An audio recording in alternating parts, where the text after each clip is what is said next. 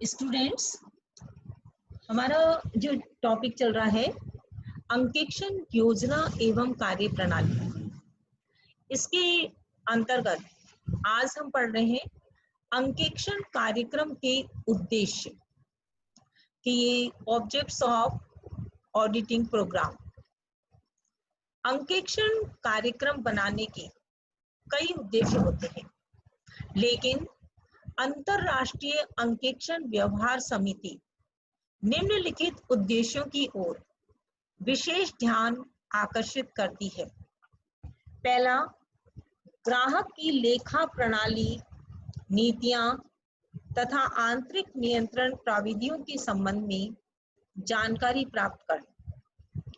दूसरा, यह निर्धारित करना कि आंतरिक नियंत्रण पर किस सीमा तक निर्भर रहा जा सकता है।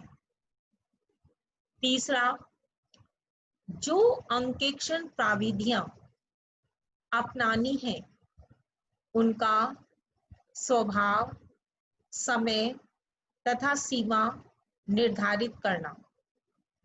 तथा चौथा, संपूर्ण कार्य को समन्वित करना। अंकेक्षण कार्यक्रम की रचना। बाजार में लेखों के प्रत्येक पहलू के संबंध में छपे हुए अंकेक्षण कार्यक्रम भी मिलते हैं, लेकिन किन्हीं भी दो व्यावसायिक संस्थाओं की परिस्थितियां एक समान नहीं होती हैं। अतः अंकेक्षक को अपने नियोक्ता के व्यवसाय की परिस्थितियों को ध्यान में रखते हुए उसके अनुरूप ही अंकेक्षण कार्यक्रम की रचना करनी चाहिए। बाजार में उपलब्ध छपे हुए कार्यक्रम को आधार बनाया जा सकता है, लेकिन इसे ज्यों का त्यों नहीं अपनाना चाहिए कि वैसे बिल्कुल अपना लिया जाए। अंकेक्षण कार्यक्रम की रचना में प्रमुख रूप से यह निर्धारित किया जाता है कि अंकेक्षण स्टाफ में से कौन व्यक्ति किस कार्य को कितने समय में किस विधि से करेगा। यह रचना इस प्रकार से की जानी चाहिए कि स्टाफ पर कार्य का भार लगभग बराबर पड़े, व्यक्तियों को रुचि के अनुसार कार्य मिले, निर्धारित समय तक कार्य पूरा हो सके और कार्य के प्रत्येक भाग का निश्चित व्यक्ति पर उत्तरदायित्व डाला जा सके। एक उत्तम अंकेक्षण कार्यक्रम के लिए निम्नलिखित बातों का ध्यान रखा जाए।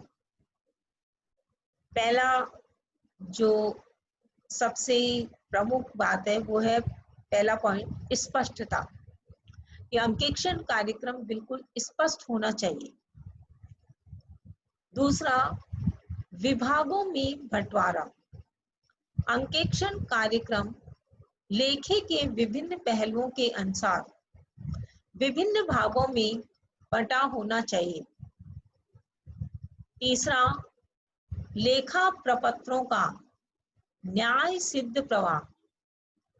अंकेक्षण कार्यक्रम इस प्रकार बनाया जाना चाहिए कि उसमें व्यवहार की शुरू से अंत तक जितनी भी क्रियाएं हुई हैं उन सब की जांच हो जाए। चौथा, तारीख, हस्ताक्षर आदि के लिए अलग अलग कॉलम अंकेक्षक के कर्मचारियों द्वारा किए गए कार्यों के संबंध में अंकेक्षण कार्यक्रम में तारीख, उनके हस्ताक्षर, अंकेक्षण कार्य के लिए उन्हें व्यवसाय में कितनी बार आना पड़ा आदि के लिए अलग अलग कॉलम होने चाहिए। मतलब प्रत्येक के लिए हस्ताक्षर के लिए और जितनी बार उन्हें आना पड़ा उसके लिए अलग अलग खाने होते हैं। पांचवा जो पॉइंट है वो है लोचदार। अंकेक्षण कार्यक्रम इस प्रकार का होना चाहिए कि परीक्षण के समय यदि नई परिस्थितियां सामने आ जाएं, तो उसे उनके अनुरूप ढाला जा सके। छठा, पुनर्जांच। अंकेक्षण कार्यक्रम की अंकेक्षण के दौरान समय समय पर पुनर्जांच करके उसमें परिस्थितियों के अनुसार आवश्यक परिवर्तन करते रहना चाहिए। सातवां, कार्य क्षेत्र के अनुसार अंकेक्षण कार्य क्षेत्र के बाहर नहीं जाना चाहिए, कि जो भी कार्यक्रम बनाया जाए वो उस कार्य क्षेत्र के अंदर हो। आठवां पॉइंट, सर्वोत्तम साक्ष्य। प्रत्येक व्यवहार की जांच उससे संबंधित सर्वोत्तम साक्ष्य से करनी चाहिए। आगे हम पढ़ेंगे इसमें अंकेक्षण कार्यक्रम के लाभ, कि ये जो अंकेक्षण कार्यक्रम हमने बनाया है इसके क्या क्या लाभ हैं। पहला है, कर्मचारियों से योग्यता अनुसार कार्य का विभाजन। मतलब जो कर्मचारी हैं उनको उनकी योग्यता के अनुसार कार्य दे दिया जाता है। उत्तरदायित्व निश्चित करना। जिस व्यक्ति को जो कार्य दिया जाता है उसके बारे में उत्तरदायी ठहराया जा सकता है। अंकेक्षण की कार्य प्रगति। इसके आधार पर अंकेक्षण की कार्य की प्रगति के बारे में पता किया जा सकता है। कर्मचारियों में परिवर्तन का अंकेक्षण कार्य पर प्रभाव। यदि कर्मचारियों में परिवर्तन किया जाता है तो उसका अंकेक्षण के कार्य पर प्रभाव पड़ेगा।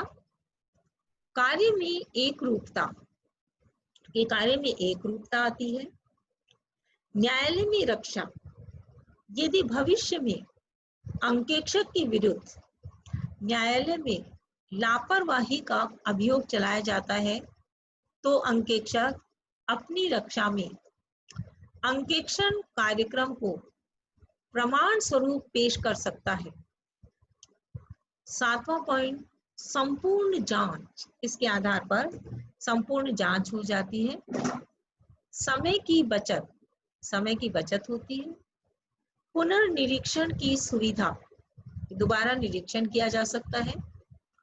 अंकेक्षण सिद्धांतों का पालन। हमने कार्यक्रम बनाकर अंकेक्षण के जो सिद्धांत है उसका पालन किया जा सकता है। उपरोक्त लाभों के अतिरिक्त अंकेक्षण कार्यक्रम से हानियां भी हैं। अंकेक्षण कार्यक्रम से जो हानियां हैं वो इस प्रकार हैं।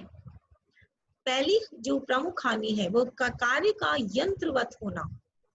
कार्य जैसे जैसे करना है वैसे की वैसे ही किया जाता है। इस प्रकार कार्य बहुत ही बोरिंग और यंत्रवत हो जाता है। स्वतंत्र निर्णय लेने के लिए प्रोत्साहन का अभाव। जो भी कार्य किया जाता है अंकेक्षण कार्यक्रम के आधार पर किया जाता है, बीच में कोई भी स्वतंत्र निर्णय नहीं लिया जा सकता। रचनात्मक चिंतन का अभाव। नैतिक प्रभाव में कमी। और पांचवा पॉइंट है, छल कपट का कम प्रकट होना। अयोग्यताएं प्रकट न होना और न्यायालय में अंकेक्षक के विरुद्ध प्रयुक्त होना। ये यदि कोई कार्य नहीं किया जाता और अंकेक्षण कार्यक्रम में जो कार्य लिखा जाता है तो अंकेक्षक के द्वारा बनाया गया कार्यक्रम ही न्यायालय में उसके विरुद्ध प्रयुक्त किया जा सकता है। Okay students.